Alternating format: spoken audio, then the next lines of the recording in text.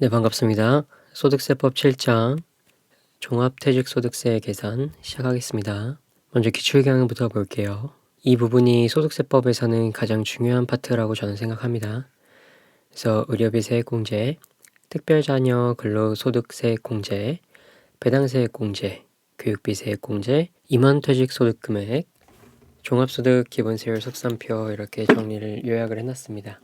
종합소득 산출세액의 계산입니다. 비영업대금의 이익이 포함되어 있는 거 계산하는 것 같은데요. 거주자 의뢰 21년도 소득세 계산. 자, 소득자료 나와 있는데요. 금융소득의 구분부터 해줍니다. 비영업대금의 이익 1,000만원, 25% 원천징수죠. 정기예금 이자 500만원, 조건부 종합과세고요.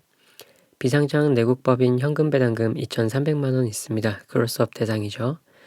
주권상장 법인의 재평가 적립금에 자본 전입으로 받은 무상주가액 300만원 있네요. 토지의 재평가로 발생하였으며 1% 재평가세가 과세됨 해서 의제배당에 해당되죠. 그래서 의제배당 300만원 인식해 주시고요. 그래서 조건부 종합과세 금융소득 총 합하시면 4,100만원 나옵니다. 종합소득금액 한번 나눠볼까요? 사업소득금액에 1,500만원 있습니다. 그리고 금융소득금액 이거 계산하는 거 아시죠? 4,100만원에 2,000만원 뺀 금액 2,100만원과 그 다음에 크로스업 대상인 금액 2,300만원 중에 작은 금액으로 11% 곱해준 것을 더하면은 금융소득 금액이 됩니다. 자, 종합소득 금액 5,831만원 나왔습니다. 여기 종합소득 공제 1,200만원 있죠? 그래서 1,200만원 적용해 주시고요. 여기 보시면 종합소득 산출세액 있습니다. 그럼 일반이랑 비교가 있는데요. 일반은 금융소득이 있는 경우에 이 2,000만원 분은 14%로 곱해줍니다. 그래서 이 14% 금융소득 세율 적용되는 2,000만원을 제한 나머지 분으로 기본세율을 적용해 주는데요. 요즘에 문제 이 속산표가 제시가 되는 것도 있고 안 되는 것도 있지만 되는 추세라고는 하지만요. 저 문제는 안 됐었거든요. 그래서 이거를 외우실 분은 외우시고요. 안 외우셔도 되긴 할 겁니다. 하지만 금방 보면 외우니까요. 10억 원 초과분이 올해 개정됐습니다. 그래서 45% 6,540만 원 빼주면 됩니다. 자, 넘어갈게요. 그렇게 기본세율 계산해 주시고요. 자, 비교산출세액은 종합소득 과세표준에 금융소득 금액을 빼줍니다. 아까 우리가 구했던 금융소득 금액 4,331만 원을 전부 다 빼주는 겁니다. 거기에 기본세율을 더 곱해주시고요. 각 금융소득의 세율을 적용하는 것을 기준으로 두고 비교세액을 잡아주는 겁니다. 금융소득마다 세율이 어떻게 되냐? 우리 이걸 한번 볼게요. 대표적인 금융소득을 제가 모아놓은 겁니다. 장기채권이자 10년 이상 있습니다.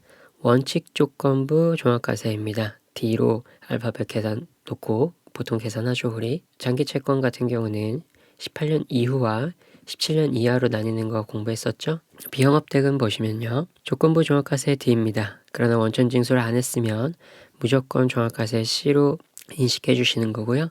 세율은 25% 되겠습니다. 저축성 보험의 보험 차익 있네요. 이거는 무조건 분리과세 A입니다. 14%이고요. 10년 이상분은 비과세입니다. 저축성 보험의 보험 차익은 무조건 분리과세합니다. 세금 우대 종합저축 있네요. 무조건 분리과세 A이고요. 9% 세율입니다. 외국 배당 있습니다. 무조건 종합과세 C이고요. 크로스업 해당하지 않습니다. 자, 금전 배당은 조건부 종합과세 D에 해당합니다. 14%고요. 크로스업 대상입니다. 채권 보유 이자 있네요. 조건부 종합과세 D입니다. 14%이고요. 국외 집합기구로부터의 이익 있네요. 조건부 종합과세 C이고요. 배당소득으로 보며 크로스업 대상은 아닙니다. 국외 집합기구로부터의 이익은 무조건 종합과세 C에 해당합니다. 세율이 적혀있지 않다면 보통 14%로 합니다. 금융소득은. 채무의 출자 전환으로 발생한 주식 발행 초과금, 채무면제 이익을 자본에 전입하여 수령한 무상주인데요. 조건부 종합과세 D이고요. 크로스업 대상이고요. 단순 주식 발행 초과금은 의제배당에 해당하지 않습니다. 하지만 채무면제 이익을 재현으로 하는 주식 발행 초과금을 자본에 전입하여 수령한 무상주는 의제배당에 해당합니다. 출자 공동 사업자 배당 있네요. 무조건 종합과세 B이고요. 25%로 과세합니다. 크로스업 대상 아니고요. 내 출자 공동사업자 배당은 무조건 종합과세 E지만 금융소득 2천만 원 계산 시에 종합과세 금액에 합산하진 않습니다. 인정배당 볼게요. 법인세법에 의하여 배당으로 처분된 금액을 말하는데요. 조건부 종합과세 D에 해당하고요. 크로스업 대상입니다. 은행이자는 조건부 종합과세 D에 해당합니다. 환매채 매매차익 환매조건부 RP는 조건부 종합과세 D에 해당합니다. 집합투자기구 조건부 종합과세 D입니다. 배당소득 동종과세 특례 받지 않은 사모펀드 회사의 배당금은 그로스업 대상이 아닙니다. 그 외에 집합투자기구로부터의 이익은 배당금은 그로스업 대상에 해당합니다. 파생상품 볼게요. 조건부 종합과세 D이고요. 이자소득과 배당소득 다 있는데요. 배당소득은 그로스업 대상이 아닙니다. 감자차익, 자기주식 소각이익, 2년 이내 자본 전입으로 해당되는 의제배당은 조건부 종합과세 D이고요. 그로스업 대상이 아닙니다. 소각 당시 시가가 취득가액보다 큰 경우 자본 전입 기간 2년을 초과해도 과세하는 거 다 알고 계시죠? 자기주식 처분 이익 보겠습니다. 의제 배당에 해당하고요. 조건부 종합과세 D에 해당합니다. 그로스업 대상이고요. 이렇게 해서 각 금융소득마다 기본 세율을 적용해 주는 겁니다. 그래서 비교세액이 나오면 이 둘 중에 큰 금액으로 종합소득 산출세액이 계산되는 겁니다. 넘어가 볼게요. 다음으로는 종합소득 산출세액 계산 출자 공동사업자 부분 보겠습니다. 자, 소득 구분 나눠져 있고요. 금융소득부터 구분해 볼까요? 국내에서 받은 예금의 이자 800만원, 조건부 종합과세죠. 법인세법에 의하여 배당으로 처분된 금액 200만원, 인정배당으로 조건부 종합과세 D입니다. 외국 법인으로 받은 현금 배당으로서 국내에서 원천 징수되지 않은 금액 600만원 있습니다. 외국 배당 C입니다. 무조건 종합과세입니다. 그리고 거주자는 손익분배 비율 40%인 출자 공동사업자이며 사업소득 금액은 3천만 원이네요. 그럼 1,200만 원의 배당 수익이 있는 건데요. 출자 공동사업자에 대한 배당금은 조건부 종합과세 대상 금융소득의 종합과세 여부 판단 시 고려하지 않습니다. 무조건 종합과세이긴 하나 이 종합과세 여부 판단 시 고려하지 않죠. 그래서 금융소득 구분은 총 1,600만 원 인식해 주시고요. 2천만 원 이하이므로 무조건 종합과세 대상만 종합과세합니다. 외국법인 배당 C 이거 말하는 거죠. 그래서 금융소득 금액 보시면요. 600만 원 더하기 출자 공동사업자 배당소득 무조건 종합과세죠.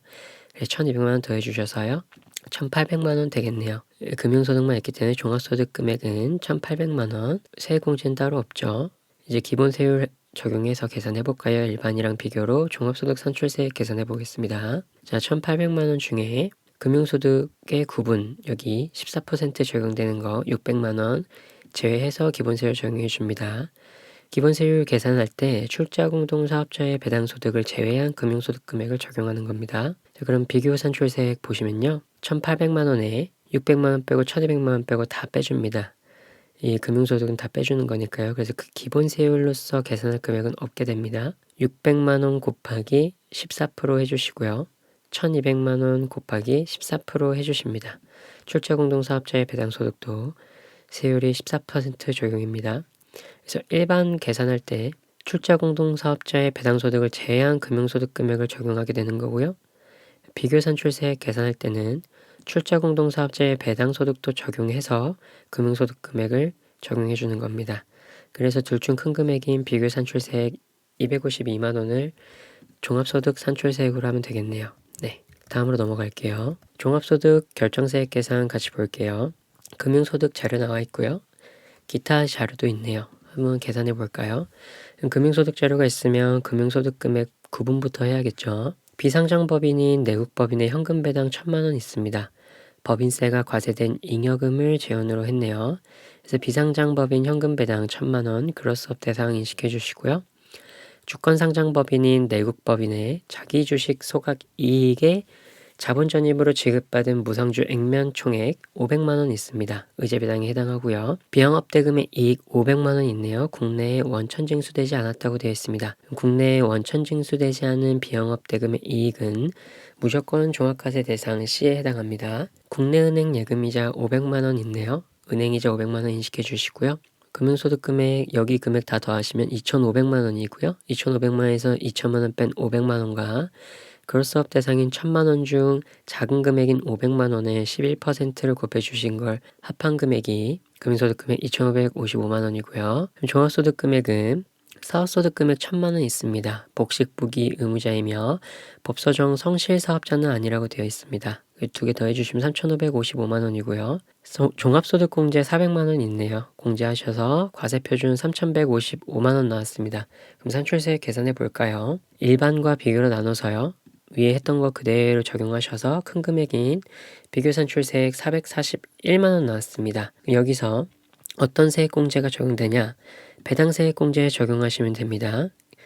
배당세액공제는 크로스업 금액 55만 원과 산출세액 금액과 비교 산출세액 금액의 차이 중 작은 금액을 배당세액 공제로 하시면 되는데요. 산출세액 441만 원이었고 비교 산출세액도 441만 원이었죠.